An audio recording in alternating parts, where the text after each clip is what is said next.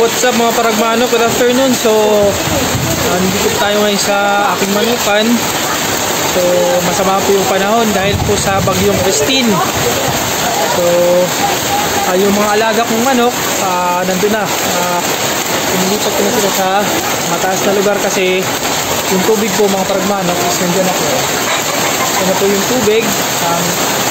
Tapos patuloy pa yung ulan at medyo may kalakasan din yung hangin. So, nandito po yung ibang manok ko. Nandito na sila. So, yan po mga paragmanok yung mga alaga natin. Yun yung iba nasa taas. So nandito po yung ibang manok. Nandito na sa taas. So yung aso nandito na din kasi ano patuloy na tumataas yung tubig. So nandito yung mga pullets natin. Yan. Dito natin ilagay. Ito. Patuloy pa rin yung ulan. Tapos dun may naputol na kahoy dahil po yan sa paminsan-minsan lumalakas yung hangin. Sila dito din, may itlog na yan.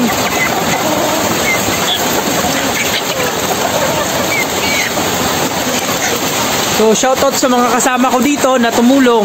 So syempre nandito si Eman. So Eman, si Tutoy. Yan.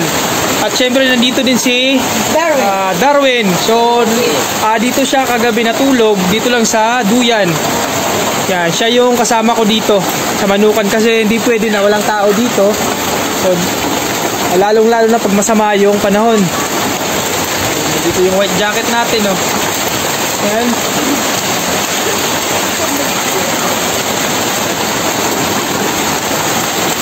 Dito yung iba. Patuloy na tumataas yung tubig dito sa amin. At syempre nandito pa yung iba. Ayan.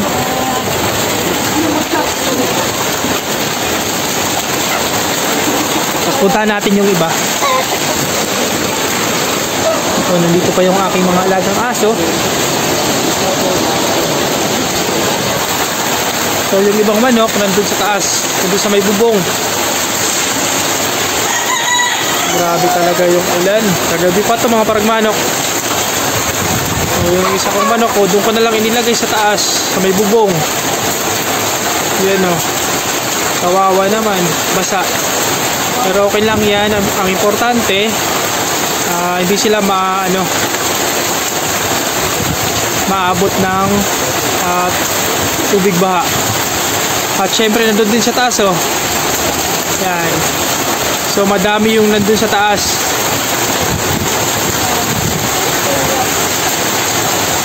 Yan.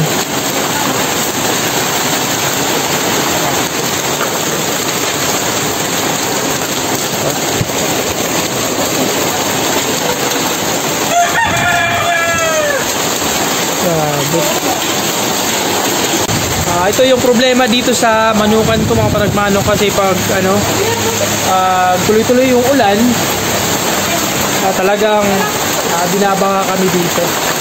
So lalong-lalo na ngayon na may bagyo, yung bagyong Christine, sana hindi na siya lumakas. Ingat po tayong lahat, lalong-lalo na yung mga dadaanan ng bagyo. So ingat po tayong lahat. So yung iba dito ko nilagay. Okay. Ayan. Ayan, nabutit na. Nasira na. Dahil nga, medyo malakas talaga yung hangin. So, nandito yung ibang alaga ko. So, dito ko inilagay sila kasi just in case, tumaas yung level ng tubig. So, nandito sila sa mataas na lugar.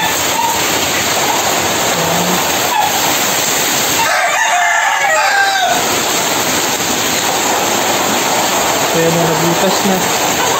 So ayan, nandun din sa taas yung iba. Nandun ko nilagay. So akyatin natin para makita nyo. So,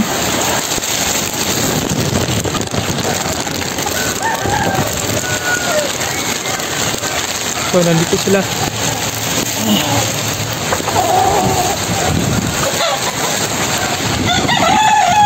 Ayan. So, yan mga paragmanok. Ayan ang mga alaga natin. Dito natin inilagay para hindi sila maabot ng baha. So, yan, kung nakikita nyo, yan yung ilog namin dito sa Las Navas, Northern Samar. So, yan na. Maapaw na. Yan, dito yung mga alaga ko. Dito ko yung iba ay nilagay. Ito pa, oh. Yan. So, mas mabuti na nandyan sila para mas safe sila. Yan.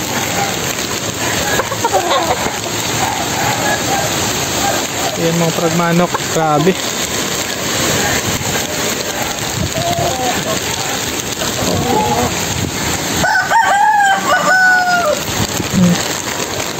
So yan. Ayan o. Dito na yung tubig. So mataas na naman.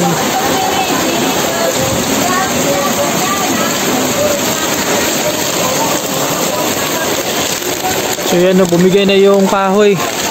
Yung isang puno dito. So yan. Bumigay na. Dahil po yan sa kadalasan lumalakas talaga yung hangin. So dahil po yan sa bagyo. So yan o. Bumigay na talaga yung ugat. So yun po yung update dito mga paragmanok sa aking manukan. So sana po humina na yung bagyo. At siyempre yung ulan kasi yung tubig talaga angat pa rin. So sa mga dadaanan po ng bagyo, so mag-ingat po tayo, so makinig lang po tayo sa mga advisory. So kung kailangan lumikas, likas na lang po tayo para maiwasan natin yung mga aksidente. So yun lang po mga paragmanok, safe everyone. God bless po.